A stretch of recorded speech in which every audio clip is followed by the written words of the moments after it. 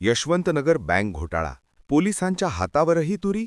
अकलूज पोलिसांसमोर तगडे आव्हान. आमिष दाखवून हजारो नागरिकांना कोट्यावधी रुपयांचा गंडा घालणाऱ्या लक्ष्मीकृपा नावाच्या बँकेचा गैरव्यवहार अखेर ठेवीदारांनीच चव्हाट्यावर आणला आहे.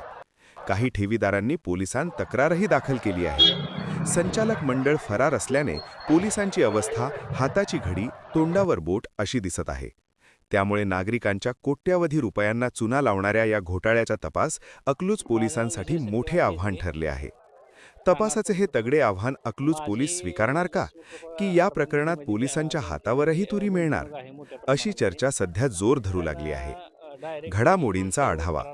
दिनांक 1 एप्रिल 2026 रोजी अकलूज येथील जुने पोलीस ठाण्यात काही पुरुष व महिलांनी उपस्थित राहून यशवंतनगर येथील लक्ष्मीकृपा अर्बन निधी बँक या संस्थेचा प्रमुख सोमनाथ खराडे आणि इतर 10 संचालकांविरोधात फसवणुकीची तक्रार दाखल केली. त्यानंतर तब्बल 7 दिवसांनी म्हणजेच दिनांक 7 एप्रिल 2026 रोजी अधिकृतपणे 11 संचालकांविरुद्ध गुन्हा नोंद करण्यात आला. गुन्हा नोंद, पण आरोपी फरार. लक्ष्मीकृपाचा इतिहास. सुमारे 2 वर्षांपूर्वी शंकरनगर येथील गोडसे वस्तीजवळ सोमनाथ खराडे याने लक्ष्मीकृपा अर्बन निधी नावाने संस्था सुरू केली. संचालक मंडळात बहुतांश नातलग असल्याचे सांगितले जाते. ठेवीदारांना दर महिन्याला तब्बल 10% परतावा देण्याचे आमिष दाखवून ठेवी गोळा करण्यास सुरुवात झाली. नातलग आणि मित्रांच्या माध्यमातून माउथ पब्लिसिटी करण्यात आली.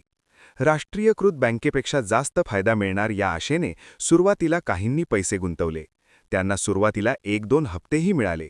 त्यामुळे लोकांचा विश्वास वाढला.